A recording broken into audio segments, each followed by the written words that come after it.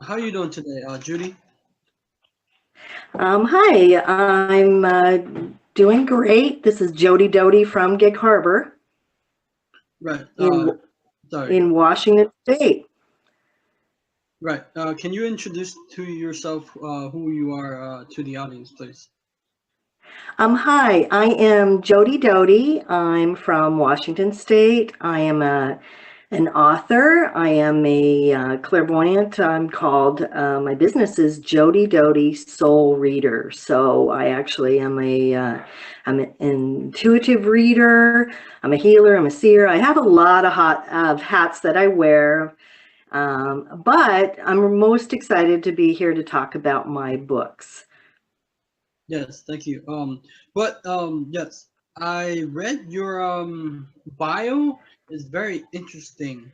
You're also a Reiki master, Yes, I am. and you're a minister. And I'm a minister. Can you believe it? My ministry is a kind of a combination of Christian based, but also Eastern practice. So meditation, healing, that energy work.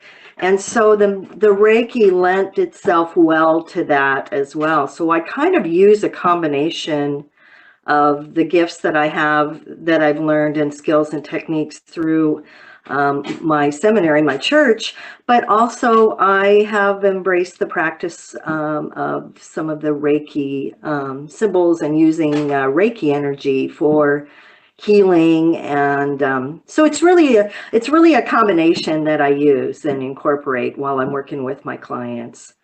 And the focus is, of course, on healing. My focus is more on bringing people into their center, and focusing on the beautiful place within themselves. That's what I do as a soul reader. I am a clairvoyant. I tend to see in pictures and symbols and colors.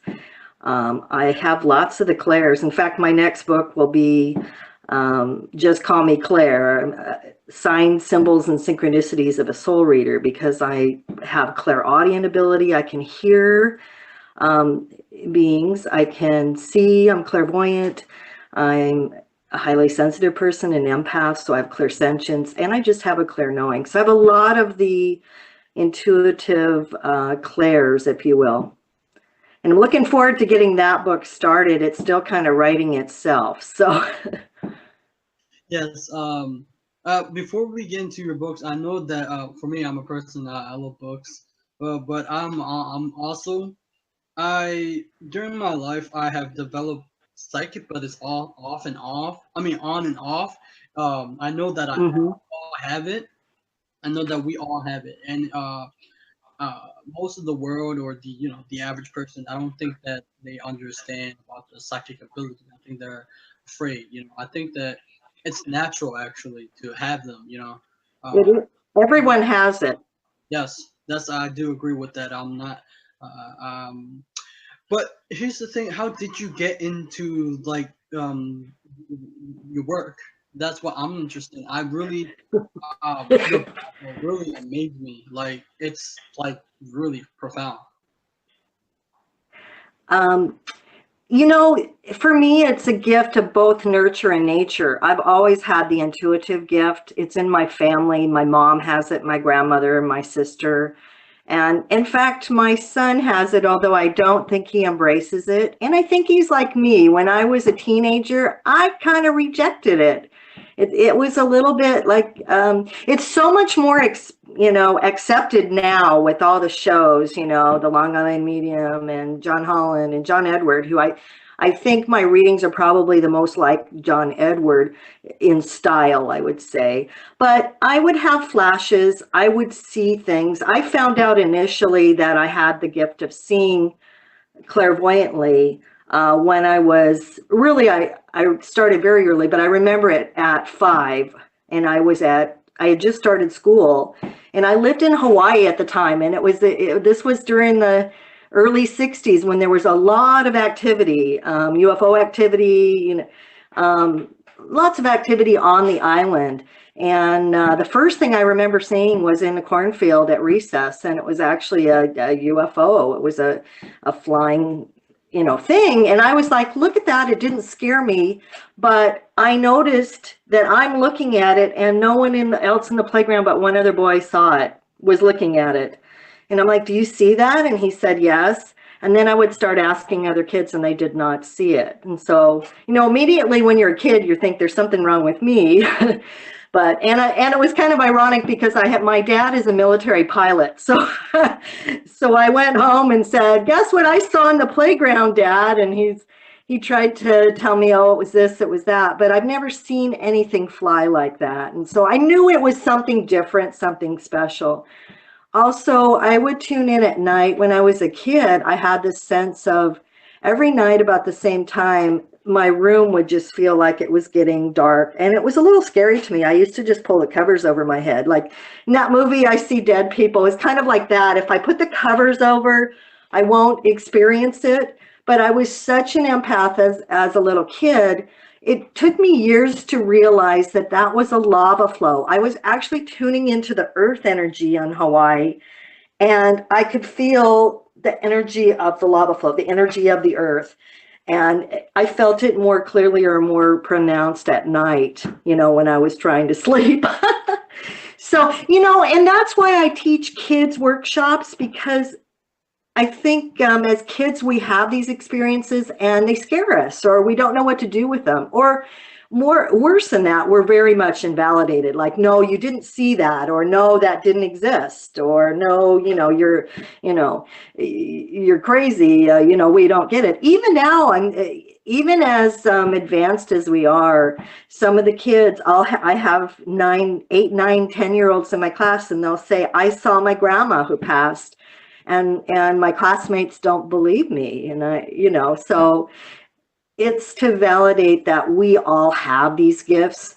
We tend to tune them out when we have the first scary experience or we're invalidated. And then a lot of times I think we bring them back, like I did in my 20s. I started meditating, I think I started taking classes in my late 20s. And so I've been meditating for many, many years. But it was kind of funny, how I kind of started as a soul reader, because I worked in legal. I was a legal assistant for years.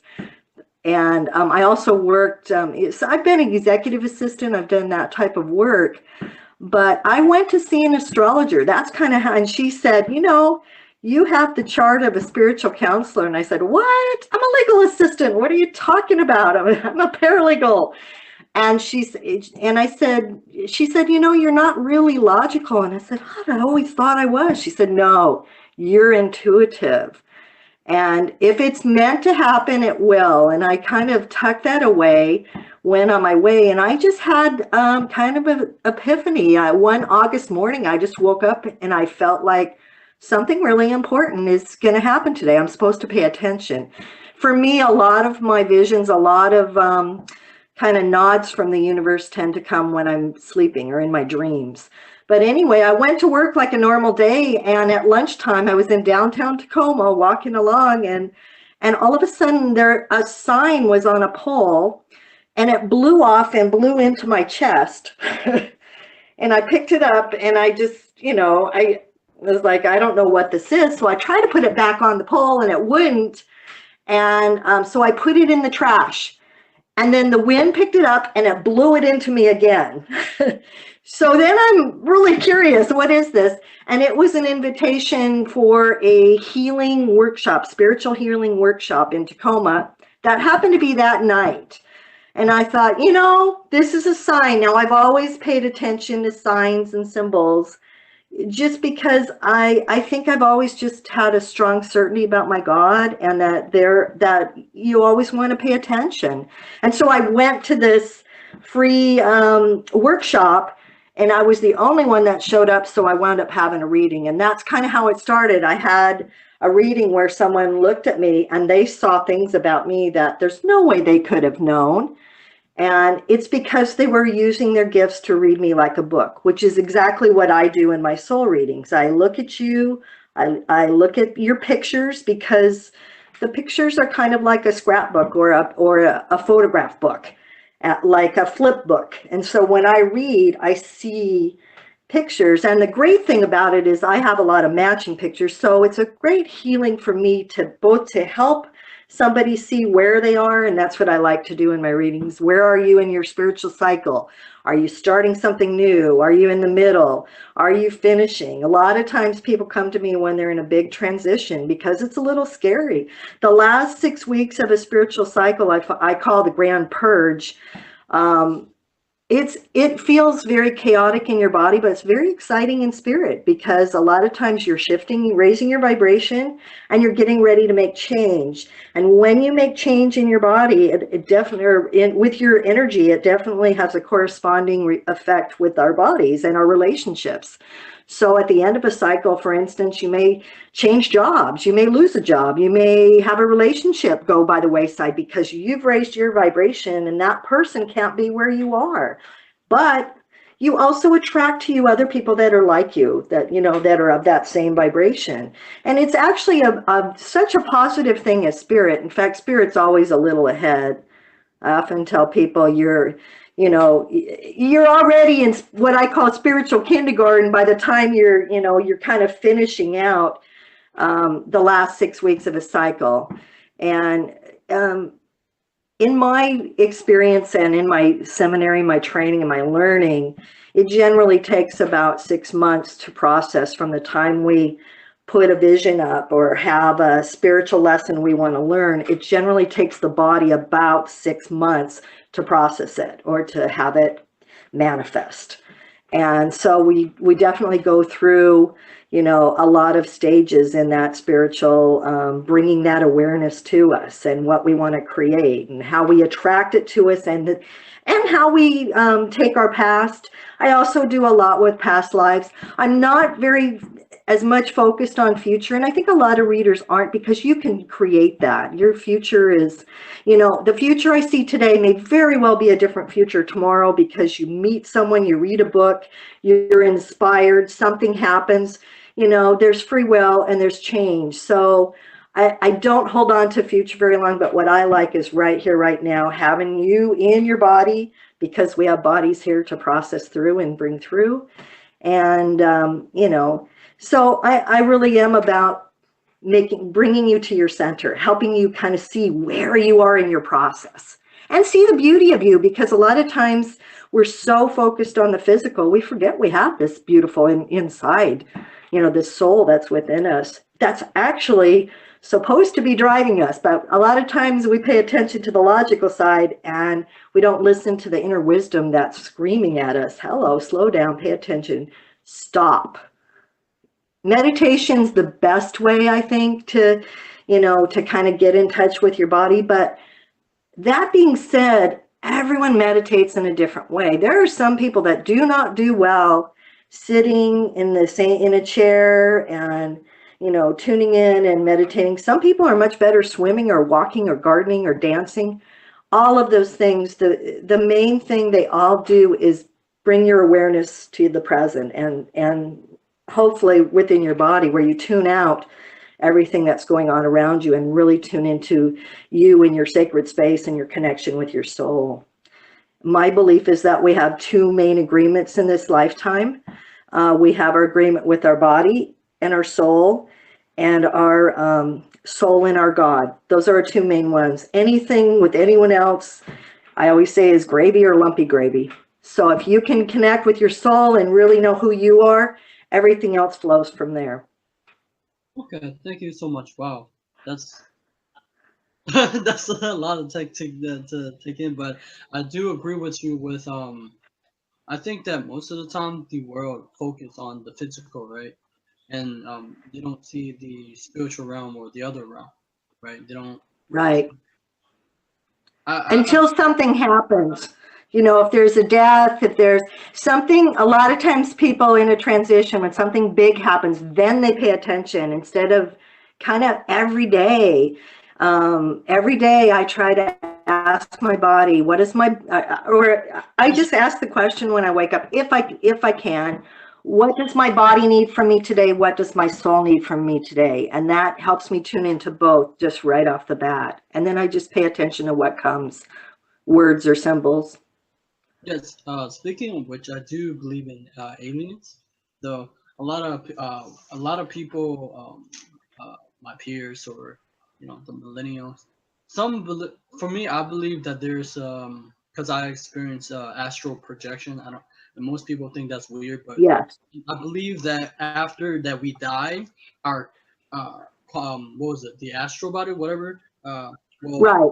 you're right, the consciousness, right? That's what I believe because I felt it before. I was floating. That's how I experienced it. But I forgot what I was gonna. Oh yeah. What do you think about Wicca or witchcraft? Well, actually, my sister is pagan, is a Wiccan. She's actually a Celtic priestess. We're really very different in our beliefs. We're kind of like practical magic, actually. But I think a lot of it is beautiful, is very earth-based. I especially for me, when you combine it with the Celtic, that's our heritage. That's kind of where my gift comes from.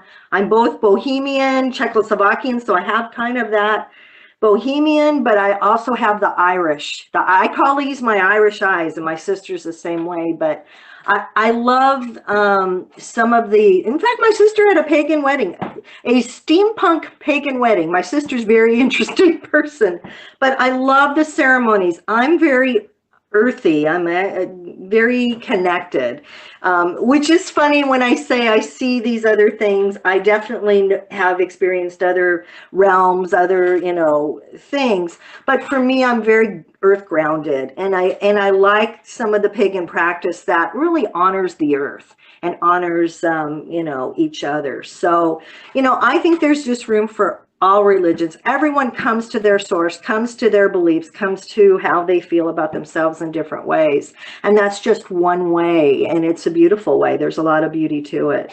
Okay, thank you. Why did you write your divine exploration and moon sign? Moon sign.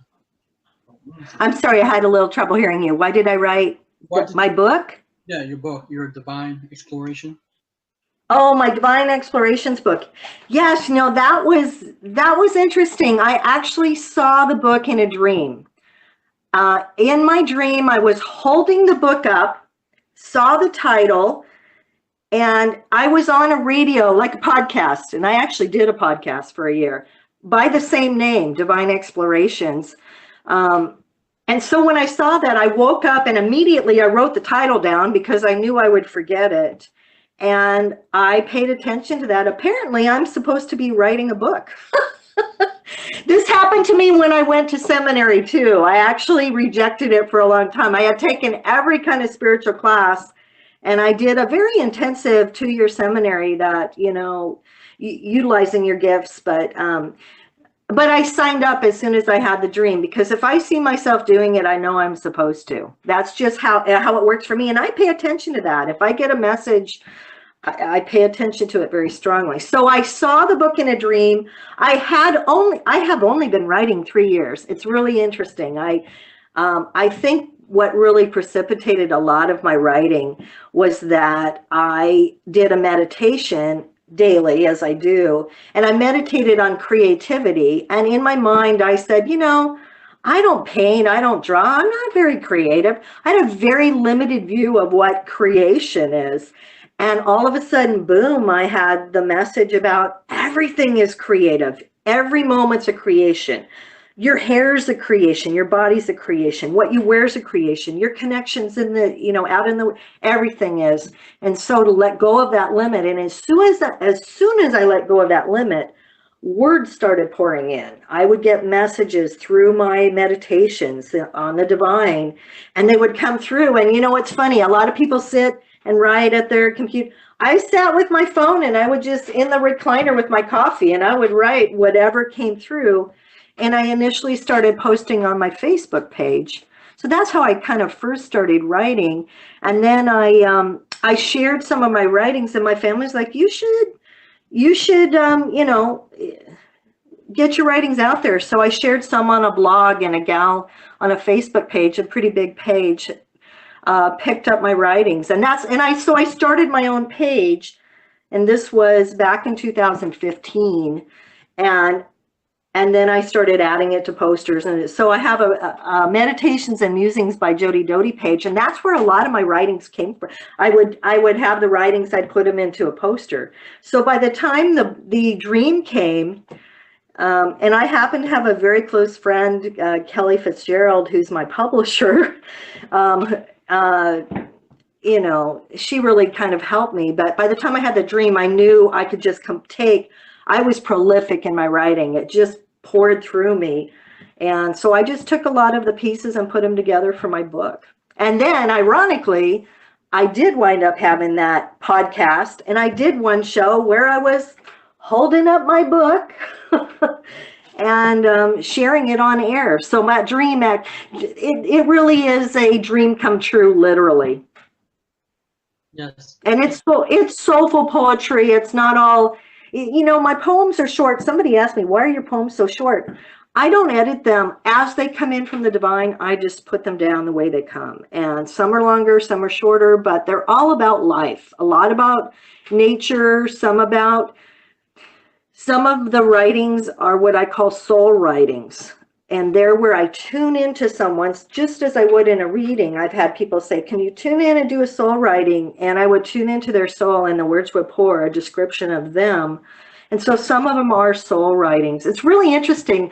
I actually did one on a former relative of mine, and I would never have guessed that writing would have come, because when you meet people, you know, sometimes what you think and your intellectual perspective of them is totally different than what's going on within their soul.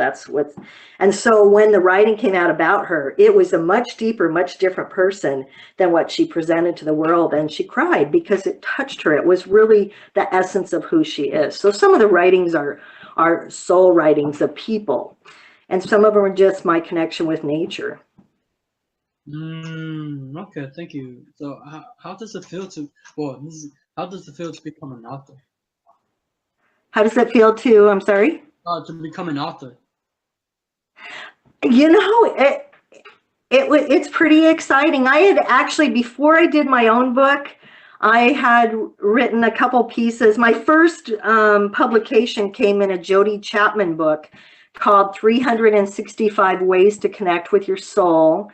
And I also, ironically, interestingly enough, I also wrote a piece for a book on suicide. I had a lot of experience with people around me who had passed in my life, and so I connected with that. So when that was the first book, really was the suicide book, and those were pieces that I'd written. So it's pretty exciting to see it come about. This book, The Divine Explorations, because it was so close to my heart. I cried when I saw it, because it matched my dream. I actually had a different illustrator initially, and when she sent me the picture, I said, that's not my book, because I knew what it looked like. I'd seen it already. So, but it's exciting. You know, it's really funny. I do so much with my soul readings that the writing is kind of just an extra added piece of expression with that.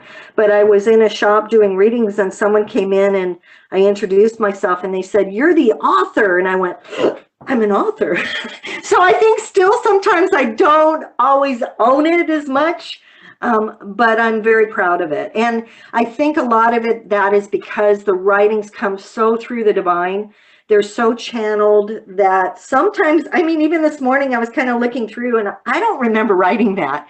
But and when I first started getting the messages, I would post them, and I was surprised how many people said, oh, you're describing me. We're so universal, and we go through so many of the same things, that I think that's what's special about and touches people about the book. The other thing about the book is it has no page numbers in it. And that's on purpose, so people can just open to where spirit calls them, what they need to hear, what, writing, just like the meditation. Sometimes I'll put up I'll just ask, what do I need to know today, and see what comes. And other times I'll be pondering something like, what about judgment? And all of a sudden, the information just pours in and I just share it. So really I'm a kind of a channel for the divine, I guess you would call it. And in the words too, couple of my pieces have made me cry when I wrote them, and I know that those are ones that are special to my heart. So, so that book, and I have a kids book that I did. It's called Give Me Crayons to Color My World. It's the one I use in workshops, and it's funny because that was one of the first poems, and it's a rhyming poem, unlike a lot of my poetry. And I think people don't rhyme as much anymore. They just kind of go with the essence of what the words, how the words come out. I would call myself more of a wordsmith than a poet, because I just love the words and I play with them, and however they come onto the page is amazing. But with the kids book, it was the first poem I wrote, and I wasn't sure what to do with it, and eventually it wound up as a kids book, and I use it in my workshops. Very empowering. The last page, I think, is "Remind me I'm beautiful in case I forgot that all of life's treasures are in my own toy box." And the toy box has a mirror, meaning all your gifts are within you. And I think that's important for kids to remember, to hear, to be validated. Yeah, but sometimes that I wish that that the book that you write is for when we were a kid. I think that as we grow up, we can see the world, right, where they push us in the direction that isn't really who we are authentically, right? Yes, Mostly adults push you into what I. This is my message. Is like society. They pushes you who they want you to be instead of being who you want to be. You know what I'm talking about? And that's why exactly. the law of attraction is all about bringing home to yourself. I think that's the myth Yes. about why I got attracted to the law of attraction. It's about bringing your who you are as a spiritual being. That's because we are much more than a physical body. We're much more than just. Absolutely. We're so much like I feel like there's so much potential that we miss. There's so much potential that we could have been doing. Let society suppress Yes. the potential that we could have. Thank you so much for creating that book. I appreciate that. Um, Yeah. what is the definition of winning? Pardon me? What is the definition of winning? Of winning? To me, winning would be owning your power, being who you are. I feel like I win when I'm owning the day as I am and just loving it. When I'm creating through my passion, that's a win for me. Passion's a very important thing, and I don't think we pay as much attention. Like you say, we're kind of outside of ourselves a lot. This is what I should do. But when I'm working and creating from who I am in this moment, and just when you're doing what you're supposed to be doing, when you're on your soul path, you get very excited. Your whole energy, your whole countenance changes. And to me, that's a win. Okay, thank you. Um, I was watching one of your video. You were in your what was it, healing sanctuary? My healing sanctuary. Yeah. Well, can you tell us more about that, please? Yes, my husband calls it the hut, but it was just a building it's a six-sided building. People always ask me, was there a spiritual significance? No, my husband just wanted to build a six-sided building. For that experience, it was a lot of work for him, but it's such a beautiful sanctuary. I live on 2.5 acres of trees here in the Northwest, so I love my property. In fact, I use trees a lot as a symbol. I have a poem called The Human Tree, being a human tree, and I use that with kids to teach them about grounding and being connected to their source and be a tree. So it's just a quiet, beautiful space. I have done readings one-on-one there for 20 years, so for a long time. And I started out doing fairs, and I didn't. It wasn't the right fit for me. But 3 years ago, when I started with the book, It's funny, I've done readings that long, and I did not have a website until 3 years ago. I did not have books until 3 years ago. It's like I had another one of my dreams, and it's like time to get out, time to share with more than one and one. And so I had a very great job as an executive assistant at a community mental health center, working for the CEO. It was a fabulous corporate job. But it wasn't me. Like you say, you kind of do those things. This is a good salary. This is the job I'm supposed to do. This is what people would expect me to do. And it wasn't my heart. My heart was writing. My heart was doing the readings. And so I just, listened. What helped me was I went to a life coach, and he helped me let go of the fear. And that's what keeps us so held back, is the fear of what happens if I'm not successful. Well, how long did 20 years? And I don't begrudge that, because I really believe things happen in their timing, in their divine timing, and for a reason. And I spent a lot of time really loving my kids, doing the mom thing, doing the supporting other people. But when I did that creativity, and the words came and the books came, it was just time to come out. And I felt it. It's time to share, So I'm kind of back doing, some fairs, but I think we're even getting beyond where people go and read at fairs, because, we just need to connect within our hearts, within people, in a broader way. That's one nice thing about the internet and social media, is that it really connects in a broader sense. And people can talk about these spiritual things that they're kind of afraid of talking about, or can learn more. I'm also doing a meetup with two other people called Puget Sound Intuitives. And we're kind of really doing a lot of exploring and channeling and talking to people about this move from 3D, from this reality, to the next step up, and what we're doing. And it's pretty cutting edge stuff. We're really hoping to take it more globally. Right now, it's just a local. We just kind of started in the last 7 months, but people are craving this information. People just want to know. They're wondering why they're experiencing these body things, and how we're connected to the earth, and what is the spiritual significance. Because in my mind, everything, like I said, with your own personal purge, everything that's happening on the earth has a direct correlation. We are earthy ourselves, and we just experience that. So, so I'm hoping with Puget Sound Intuitives that, we'll kind of get more information, kind of more teaching, talking about, in fact, we just had a, what I'd call a masterclass on animals. And my friend Linda Jallo, who's wonderful channel, and she said, do you know, chickens are 10th dimensional beings? We're thinking, a chicken? All winged creatures are ascended already, and they have a lot of information for us.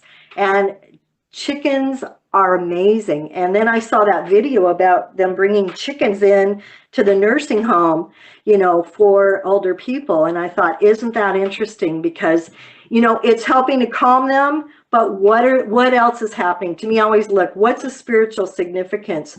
Those birds are helping their souls ascend. They know they're towards the end of this physical, and that they'll be moving up into the spiritual realm. And so those chickens are helping them with that. Whether there's, it's a different kind of language, but, we all have energy, and we all connect with each other on an energetic level, whether we're talking or speaking. So anyway, that was a long explanation, but but yeah, I think we're ready for this. And people are paying attention more, and it's wonderful for me to see the shift in the last 20 years from being afraid to say something. I saw a murder one time back in Everett years ago. The girl came to me. I actually saw her. I'm a medium too, so I get messages. I see people who have passed. It's just a gift I've always had. Sometimes I feel like it's a curse, but it really isn't. It's just another awareness. But I did see her murder. I saw who did it. I saw the scene. And then I had that great conflict. Do you call? Do you say something? Now people hire people to do that.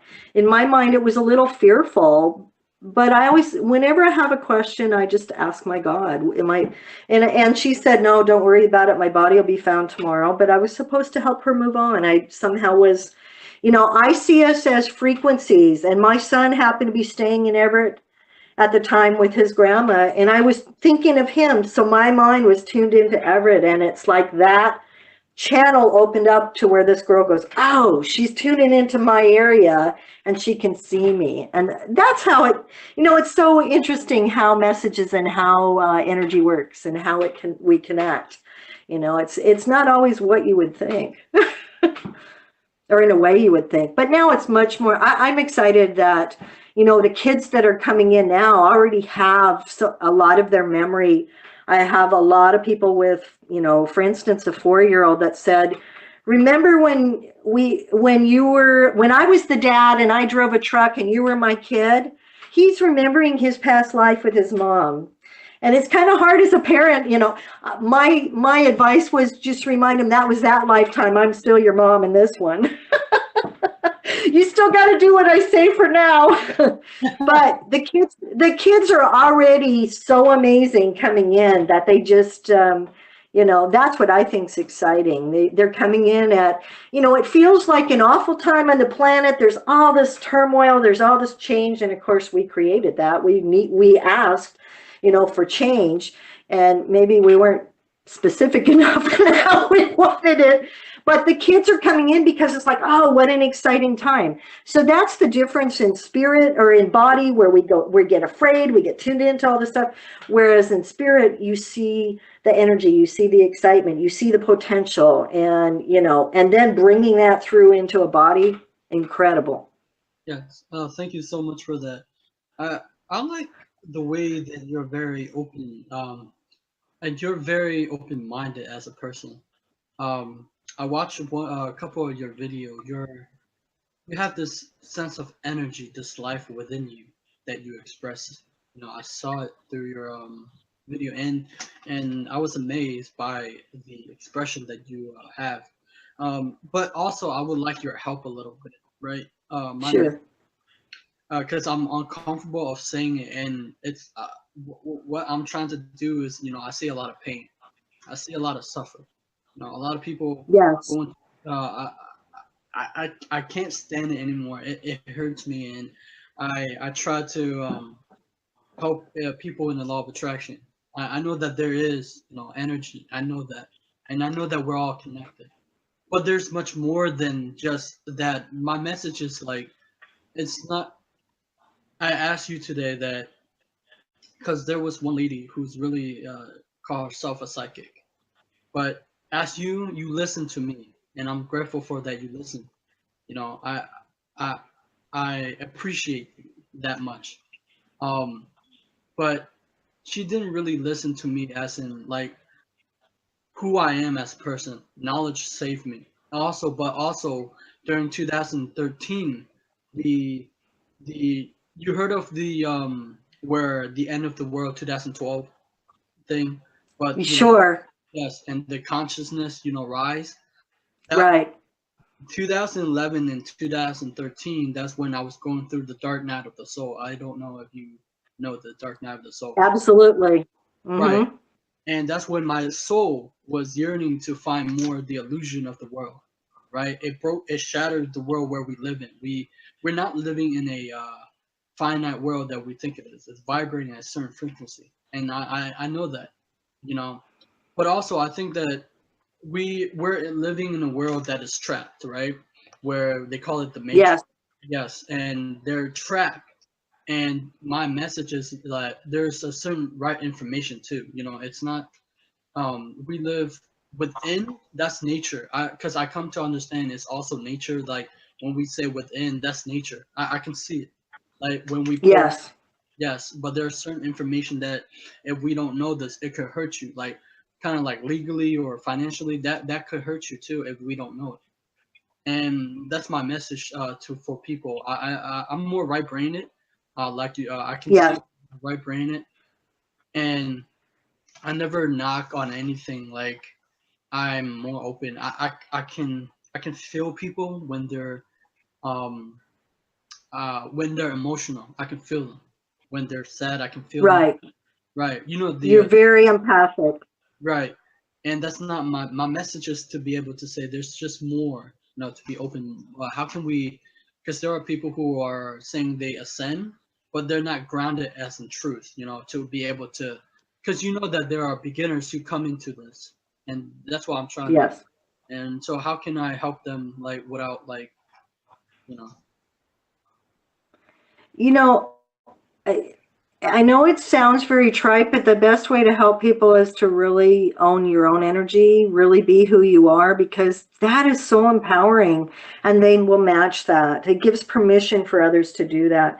But you're right about the dark night of the soul that, generally before we make a big shift, and it's happened to me several times in my lifetime. In fact, right before I quit my job to just do this full time, I lost my badge 3 times at work. I'd been there 7 years. I lost it 3 times in 6 weeks. Hello, that's a sign. You're supposed to not be here. I had 3 car accidents, minor, but it's like, you're not supposed to be driving there. And you're right. Awareness is the biggest thing. Just being aware and paying attention. There are no accidents. In my mind, there are no accidents, just synchronicities. There are things that are telling us, and we don't pay attention. And this happened to me as well. I was in a job that was killing me. It was very difficult. I hated it every day, and I had a lot of loyalty to the person I worked at, but I wasn't supposed to be there, and I had a lot of anger, and I held that. And I created breast cancer for myself. I really think a lot of breast cancer comes through people not, letting themselves receive. For one, that was a big message for me. I actually had to let somebody drive me to my, I'm such a giver, and I think you too. Well, being an empath and being highly sensitive, we kind of give all the time, but we don't always let ourselves receive. And so that was a big lesson in giving and receiving, and being very present, and just paying attention. If you don't pay attention to what your soul wants, it'll come out in your body in some way. You'll have an accident. So that's why I think with the law of attraction, it's that positive. It's connecting to, the positive and being proactive rather than responding, but awareness is really the key. And I know I love meditation, but like I said, there's other ways that people, can kind of connect with their soul. And most of them are free, breathing and touching your heart and just saying, what I often tell people when they feel like they're very spacey, because when you're in the future, you're kind of nervous and full of anxiety. Our whole country is in the future. We're not paying attention to right now and really dealing with the problems that we have now. We're kind of always focused on what's going to happen. And that's a fearful way to create. But I always tell them, pat your legs and tell yourself the date and include the year, because you want to be in this century. What does that do? That brings you into your body. This is the place where we can affect change. It's where there isn't as much fear. right. And so many of us are fearful, right? Yeah. We are afraid to change too. I think that I deal with a lot of adults. They're afraid to change, even if they are, doing, psychic stuff too. They are afraid, even if Uh-huh. they know the law of attraction. And I'm not knocking on that. It's just that, I think that we're here to live our sole purpose, and I don't think that there's not anybody can tell us what we can do, what we cannot do, or stuff like that. Because I had one of the psychic person. She kind of hurt me a little bit. She was Mm-hmm. able to understand where I come from, but she didn't listen as you listen. She never asked, like, why did I do interviews, or she were coming from a space that I was seeking interviews, and I already know the answer within. But the thing is, I don't know everything. You know, Mm-hmm.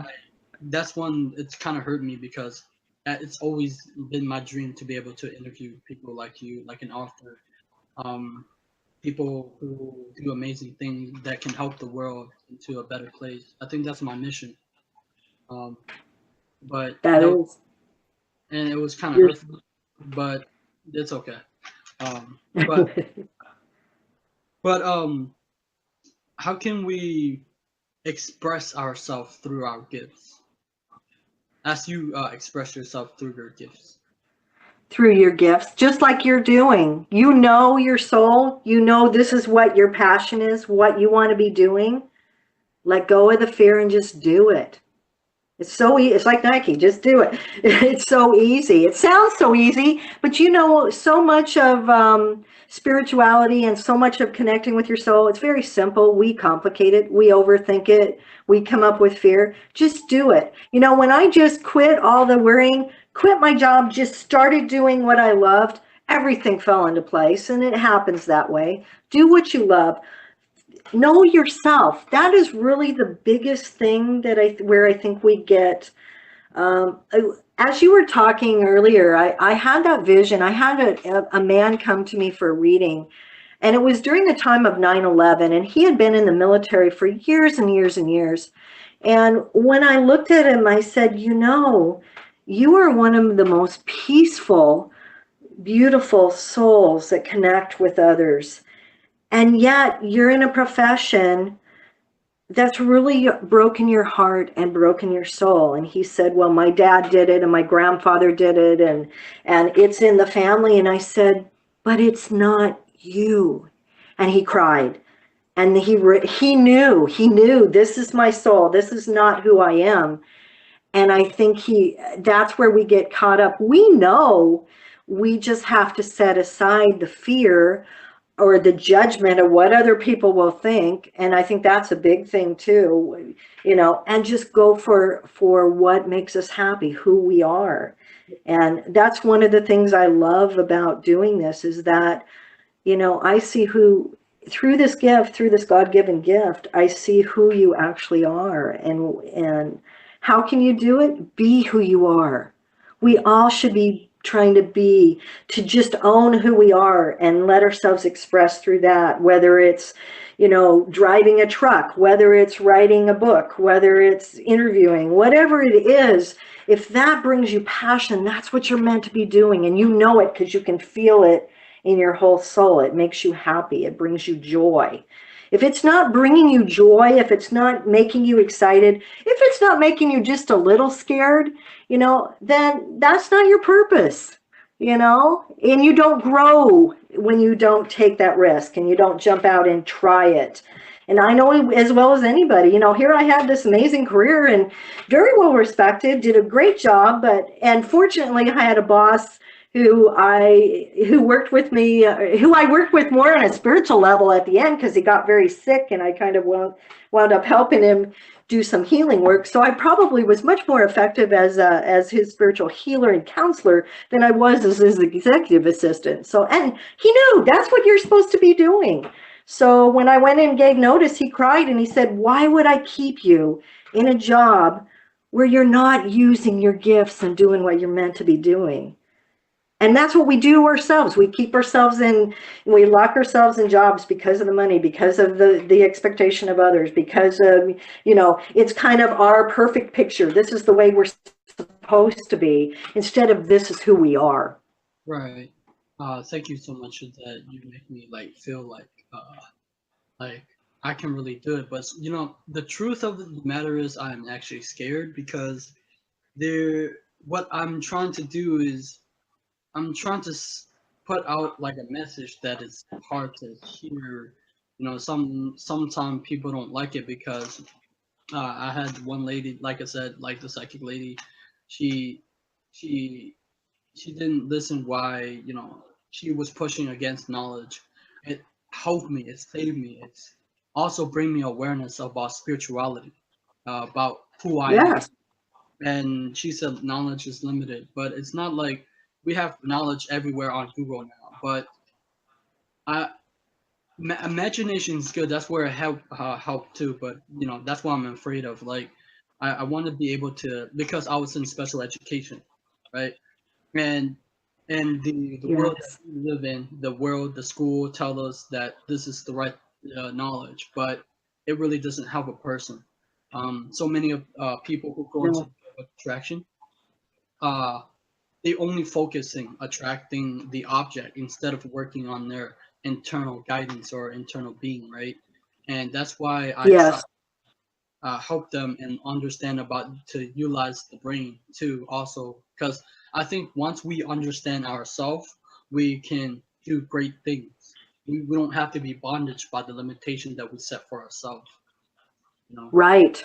that's what I'm truly afraid of, because there are people who are against knowledge, but I'm not against psychic or knowledge. I'm just trying to share who I have become. You know, spiritually, mentally, physically, who I am. You know, I dealt Right. the spiritual. I can see the one time. I can tell you a story that I was trying to find my SD card, but I knew, I felt it in my gut, um, where it was, but I, let aside like most people do, they Yeah. don't listen to their intuition. So what happened is Yeah. I was sitting on my, at the time I made like it's a bed, but it's a couch at the same time. So I'll sit there. I can see it. I can see my chip fall under the like kind of like it's a desk, but it's not really a desk, but it's like big and it's under, and I pull it out. It was there. So I know about the psychic. I know it's real. That's not all I'm saying. I think that what yeah. So that's my truly what I want to do. Be able to express like If they're all good. That's what I mean. But so yeah, I know that. knowledge, there's so many different ways to be wise, to have wisdom, to pay attention. It's, um, reading, I mean, you can heal your life really. Affirmations, that's kind of how I started out too, because that's reprogramming yourself. That's reprogramming your body, and also paying attention to your body. So, and how you get the knowledge, I think we all learn in different ways. Some are really great with books in school, and some, I have a lovely friend. um, Growing up, he was a friend of my son's, and he did not do well in school. That wasn't his wisdom, but he's brilliant. He works with magnetics. He can build anything, he can do anything. And he was very invalidated by the school, but he's an inventor. He makes things. He has an imagination and creativity that the world really needs. And yet he was judged because he had trouble doing math because he was dyslexic. And that's just so frustrating for me. We don't validate how differently we're abled, and how differently each of us works. And it starts in school. It does. One of the books I'm really promoting, or I'm an executive producer. I didn't write the book. It's going to be a movie, and talking about that. It's called Layli and the Elephants, and it's about a 12-year-old deaf 12-year-old. It's about a young girl in Thailand who is befriended by elephants, and it's because her village, she can't hear, and her village friends bully her. So she goes and connects with the elephants. It's really more a bigger story about unconditional love, and love between all species, and about acceptance of how people hear differently, receive differently. Everyone has different spiritual gifts. Some people hear, some people see, some people feel everything. Lawyers, for instance, because I worked in law for years, which is pretty ironic. I always had this thing about justice and fairness. So of course and also I wasn't real excited being in churches. So what you resist, persists. So I'm a minister and working in a law office. But lawyers are some of the best clairvoyants on the planet. And it's because they read people.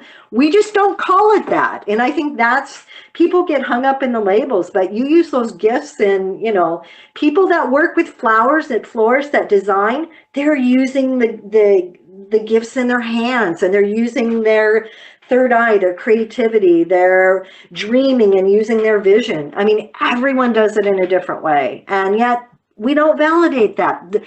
It's more important if you kind of learn through this way, or if you're not, it's a lot of judgment we really need to let go of, and just accept people as they are, where they are, and from the heart.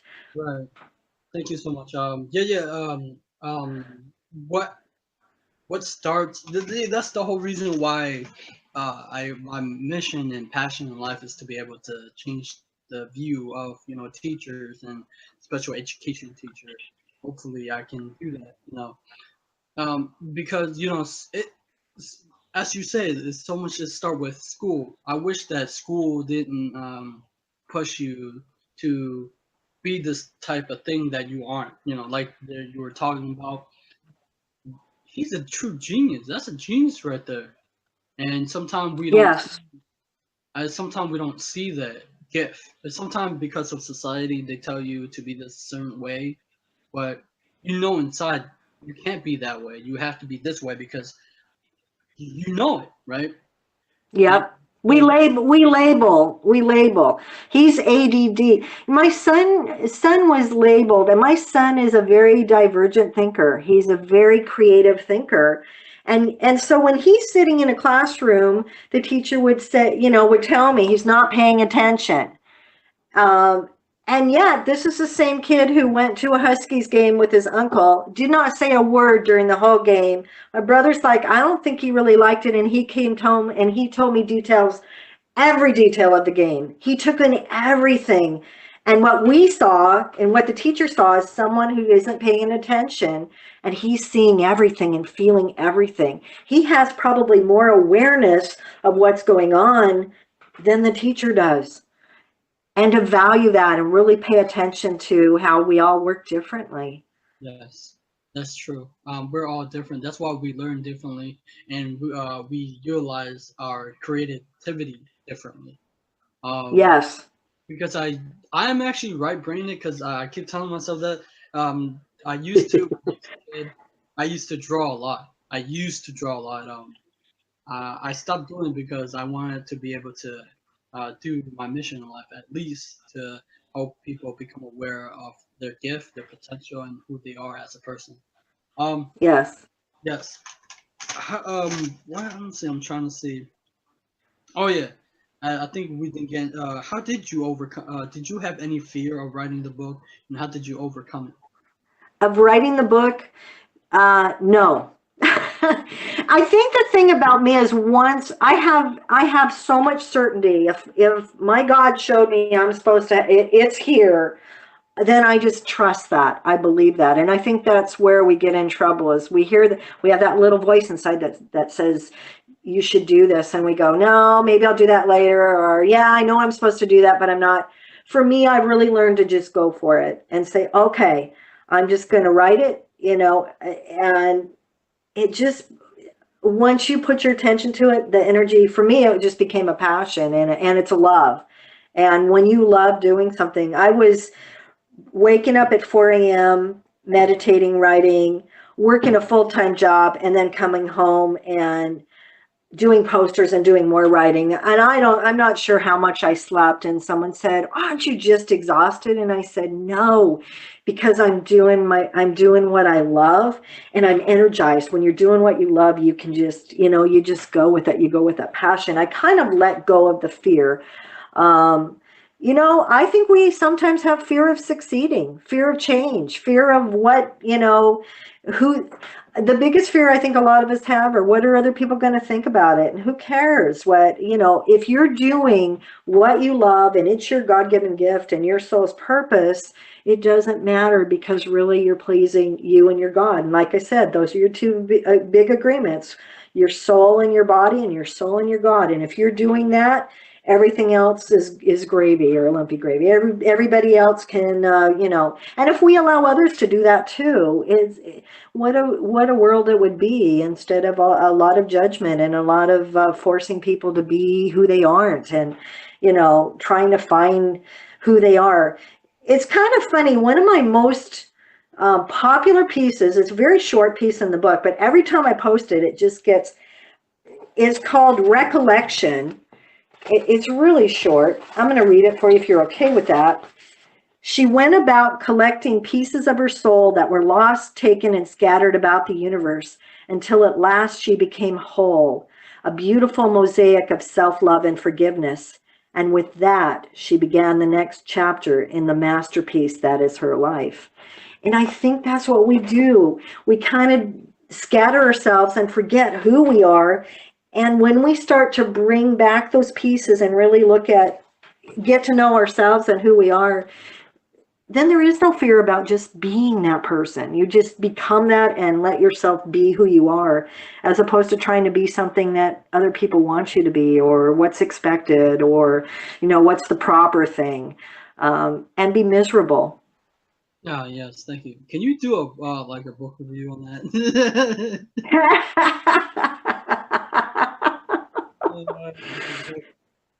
That's really good. I think that I will watch it and I would like share it if I can like if you can do a book review on your channel and then I can link it. That'll be awesome. Sure. That's a really great paragraph that you read or sentence. It's really helpful. Yeah. Thank you so much for doing this interview. I really appreciate your time. Where can we find you?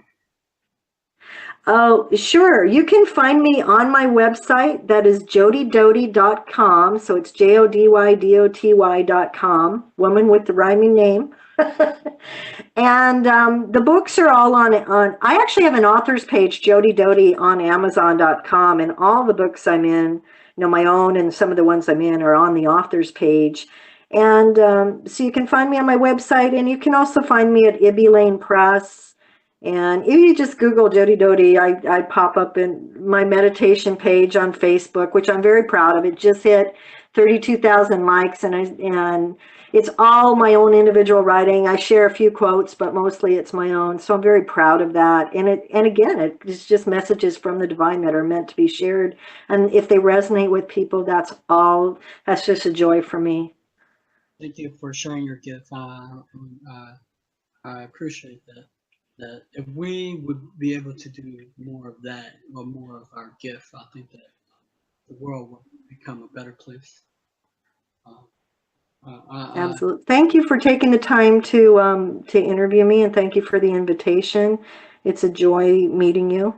You too. Thank you.